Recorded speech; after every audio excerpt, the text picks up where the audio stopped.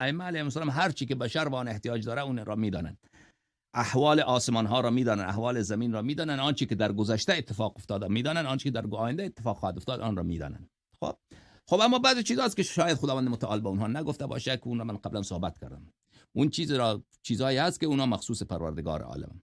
این علوم را که مثلا ملائکه با میاد خبر میدهند، شب قدر میاد به ائمه طاهرین علیهم السلام خبر میده، این را علم غیب با آن نمیگویند. این علم غیب نیست. خب و هیچ حدیثی وجود نداره، هیچ آیه قرآنی ندارد که اونها گفته باشن ما علم غیب داریم. عالم الغیب فلا یظهر علی غیبه احدا الا من ارتضى من رسول. حتی در اینجا هم نیامده که پیغمبر صلی الله علیه و سلم علمش علم غیبه، گفته او را بر غیبش خداوند متعال مشرف گردانیده. اما این که این علم که الان بر غیب مشرف شده، بر امور پیچیده، این علم او را اسمش علم غیبه، در این علم نه، این اسمش علم غیب نیست.